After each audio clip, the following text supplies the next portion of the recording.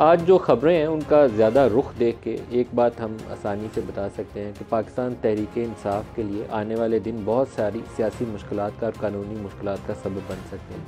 बाज़ मामलात ऐसे हैं कि सिर्फ़ अभी वक्ती तौर पर तो पाकिस्तान तहरीक-ए-इंसाफ़ निशाने के ऊपर नज़र आती है, लेकिन आइंदा आने वाले दिनों में ओवरऑल जो पॉलिटिकल पार्टीज़ का एक कल्चर होता है प्रोटेस्ट करना, एहतजाज करना, उसमें कई और भी उसकी लपेट के अंदर आएंगे, जिसमें सिविलियंस का मिलिट्री कोर्ट के अंदर ट्रायल वाला मामला शामिल है। सबसे पहले और जो इम्पॉर्टेंट न्यूज़ है उसकी तरफ आते हैं, बारी बारी खबरें डिस्कस करते हैं, क्योंकि आज ढेर सारी खबरें हैं और सबका निशाना जो है वो तहरीक-ए-इंसाफ़ की तरफ है। साइफ़र केस में शाह महमूद कुरैशी और इमरान खान दोनों के ऊपर फ़र्द जुर्म आयद कर दी गई है। मुल्ज़मान का सेहते जुर्म से इनकार, और कल से शहादतें शुरू हो जाएंगी वहीं पे जेल के अंदर ही।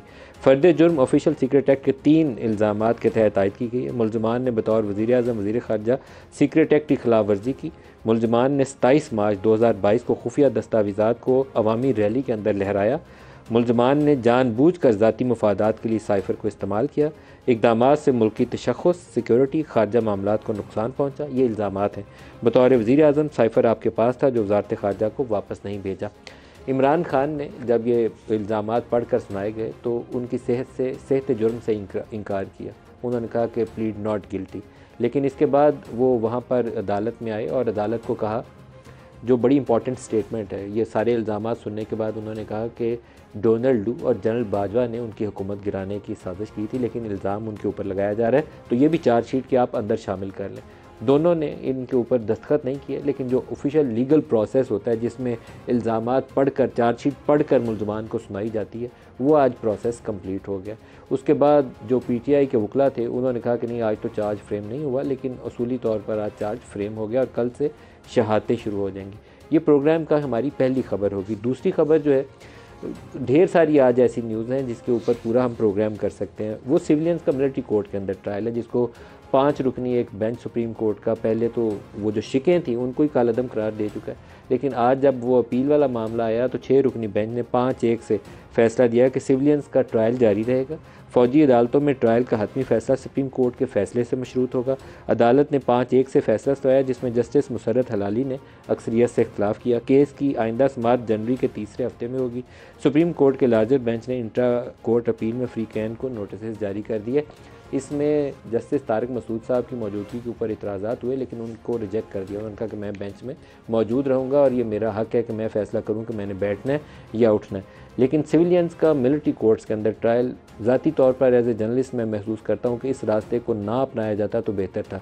एक डिस्टिंक्शन ड्रॉ करने की ज़रूरत है। वो लोग जो जेट ब्लैक टेररिस्ट हैं, ये अदालत के अंदर भी ये मसला उठाया गया, जो दहशतगर्दी की कार्रवाइयों में मुलव्वस है। कल पाकिस्तानी इस कौम के 25 बेटे शहीद जिन्होंने किए, उनके ऊपर आप इसका इतलाक़ करें, मिलिट्री कोर्ट के अंदर उनका ट्रायल करें। जिन्होंने एपीएस अटैक किया उनका मिलिट्री कोर्ट के अंदर ट्रायल करें, वहाँ प्रोविजन मौजूद रहनी चाहिए। वो सिविलियन कोर्ट्स के अंदर ट्रायल नहीं हो सकते। लेकिन वो लोग जो किसी जल्द से जुलूस की वजह से नारेबाजी करते हुए किसी फैसिलिटी पर गए हैं, अनलेस कि किसी ने गोली का इस्तेमाल किया हो, कोई बारूद का इस्तेमाल किया हो, कोई धमाका खेज़ इस्तेमाल किया हो मवाद, वो कैटेगरी डिफरेंट हो जाती है। फिर आप इन लोगों के लिए वो मिलिट्री कोर्ट्स में नहीं जाते, फिर आप इनको आसान तरीक़ाकार के तहत माफ़ी तलाफ़ी करते हैं। जितना उनको पकड़ा है, जो हल्की फुल्की सज़ा देनी है, सरजनिश करनी है, उसके बाद रियासत को माफ़ी करके आगे बढ़ जाना चाहिए, ताकि मुल्क के अंदर जो पोलराइजेशन की फ़ज़ा है वो मज़ीद ख़राब ना हो। तो मैं पर्सनली सिविलियंस के मिलिट्री कोर्ट के ट्रायल के हक़ में नहीं हूँ। सिर्फ जो जेट ब्लैक टेररिस्ट हैं उनका ट्रायल होना चाहिए। वो सिविलियन कोर्ट्स नहीं कर सकती, कमज़ोर अदालतें हैं, वो उनको सज़ा नहीं दे सकती। तो जो इस कौम के बच्चों को, इस कौम के बेटों को शहीद करने में मुलव्वस हो, उसके साथ सख्त तरीन रवैया होना चाहिए। जैसे कल वाला वाक़या था DI खान वाला, कोई नरमी नहीं होनी चाहिए, सख्त तरीन सज़ाएँ होनी चाहिए। बल्कि पूरा जो उसके फैसिलिटेटर हैं, सहूलतकार हैं, एक एक को चुन चुन के पकड़ना चाहिए, जो एक भी पाकिस्तानी कौम के बेटे की शहादत के अंदर मुलव्वस हो। लेकिन सियासी मामलात को दहशतगर्दी वाले मामला से अलहदा करके देखने की ज़रूरत है। एक ख़बर कल बहुत चली जिसको मैं चाहूँगा कि हाईलाइट करूँ, वो बड़ी ख़तरनाक खबर थी। खबर ये थी कि prime minister, caretaker prime minister Kakar साहब स्टॉक एक्सचेंज गए हैं। स्टॉक एक्सचेंज की बोर्ड रूम के अंदर उनकी कुछ बिजनेसमैन से मीटिंग हुई है और बिजनेसमैन ने उनको कहा है कि निगरान जो सेटअप है ये तो 2 साल चलता रहे तो पाकिस्तान के लिए बहुत अच्छा है। ये खबर इतनी ख़तरनाक थी कि कल जब मैं प्रोग्राम कर रहा था उससे पहले ये खबर चलनी शुरू हो गई। हमने मुख्तलिफ जो बिज़नेस कम्युनिटी की लीडिंग लाइट्स हैं उनको कॉल किया, उनसे पूछा कुछ बात पता चली, कुछ बात नहीं चली। हमने इस खबर को डिस्कस करना मुनासिब नहीं समझा, क्योंकि ये ख्याल देना ही गलत बात है कि आप केयर टेकर आए हैं तो आप जाइए ना, क्योंकि पहले ही केयर टेकर सेटअप लंबा हो गया और सुप्रीम कोर्ट ऑफ पाकिस्तान कहती है कि बुनियादी इंसानी हकूक़ से महरूम करने के मुतरादिफ है अगर इलेक्टेड सेटअप मौजूद ना हो।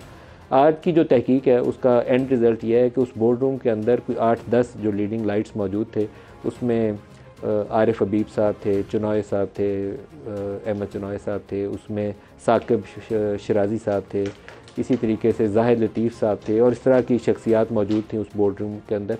और सिर्फ़ एक बिज़नेसमैन ने, जिनका नाम शराजी साहब है, ये होंडा कंपनी वाले जो हैं, वो शराजी साहब ने, साकिब शराजी साहब ने ये वज़ीर-ए-आज़म को तजवीज़ दी। पहले तो उन्होंने मौजूदा इकनॉमिक सिचुएशन के ऊपर जो अपने तहफ़्फ़ुज़ात थे, कंसर्न थे, जो ग्राउंड रियलिटीज़ थी, उनके ऊपर खुलकर बात की। लेकिन एंड में उन्होंने कहा कि ये जो सूरत हाल है, इससे निकलने का एक तरीका ये है कि ये जो डिफ़िकल्ट एडजस्टमेंट है केयर टेकर कर सकते हैं, तो ये निगरान हुकूमत जो है 2 साल तक जारी रहनी चाहिए।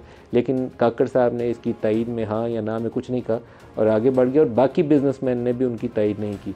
तो ये बस यहीं तक रहनी चाहिए ख़बर कि किसी का ज़ाती ख्याल था, उसकी किसी की सोच के ऊपर तो आप पाबंदी नहीं लगा सकते।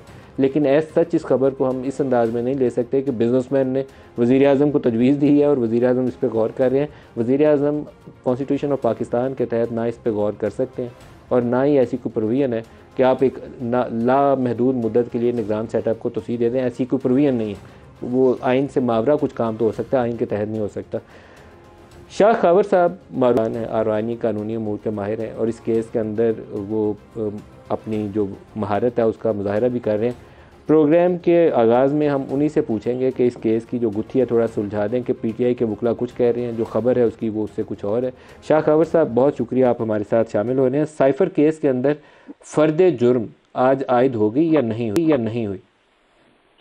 जी अस्सलाम वालेकुम नदीम मलिक साहब, बिल्कुल ये कल का जो प्रोसीडिंग थी वो फिर आज पे जो है वो मुलतवी हुई थी, और कल जो है वो बहुत सारी मुतफर्रिक दरखास्तें थी जो मुल्ज़मान की तरफ से आई हुई थी, उस पर बड़ा ताख़ीर से फिर उस पर हुक्म जारी हुआ। आज का दिन जो था वो अदालत ने फ़र्द जुर्म आयद करने के लिए मुकर्रर कर रखा था, तो उसमें भी थोड़ी सी ताख़ीर हुई। जो डिफेंस लॉयर्स थे उन्होंने काफ़ी लंबे आर्गूमेंट्स एडवांस किए, लेकिन फाइनली फिर दोनों एक्यूज्ड को, साबिक वज़ीर-ए-आज़म को भी और शाह महमूद कुरैशी साहब को भी रोस्टम पे बुलाया गया, और जो उसका तरीक़ाकार है, फिर जो प्रिजाइडिंग ऑफिसर हैं, जो जज हैं, उन्होंने जो है वो फ़र्द जुर्म जो उन्होंने लिख कर रखी हुई थी वो फिर उसको पढ़ कर सुनाई, और वो तकरीबन 4-5 मिनट कम अज़ कम उन्होंने आवाज़ बुलंद जो है वो फ़र्द जुर्म पढ़ी, जो कि दोनों ने सुनी।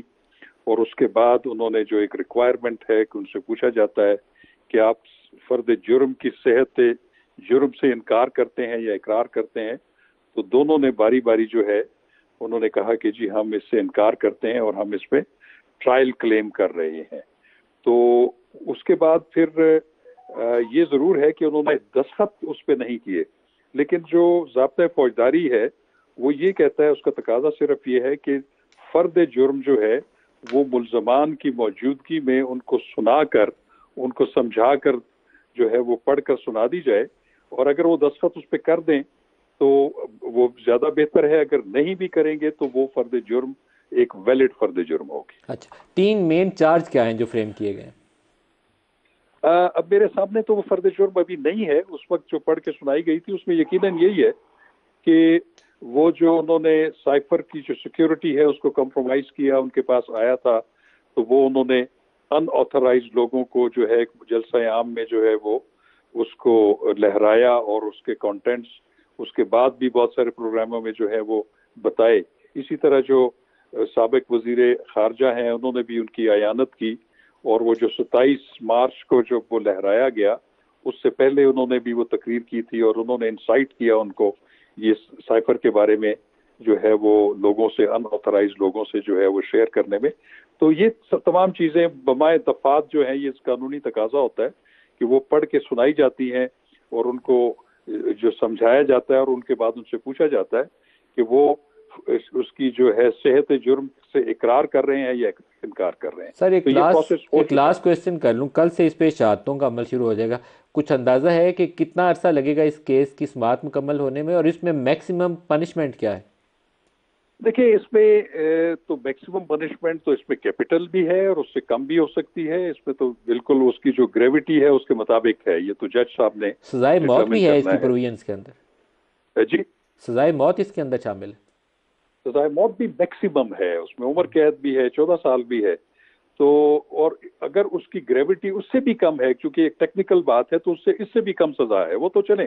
वो तो जो इस्तगासा अपना केस पेश करेगा और उसके बाद डिफेंस को पूरा मौका दिया जाएगा, फिर वो जो मुअज़्ज़ज़ अदालत है उन्होंने डिसाइड करना है कि वो कि उस केस को कैसे लेते हैं, कि क्या इस्तगासा अपना केस दुरुस्त है। प्रूव कर चुका है, फिर तो सजा हो सकती है। अगर पेश न किया जा सके तो फिर जाहिर है कि उनकी बरीयत भी हो सकती है। तो अब ये है कि इसमें शहादतें तलब की जा चुकी हैं और कल जो है वो इस्तगासा की शहादतें जो है वो शुरू हो जाएंगी।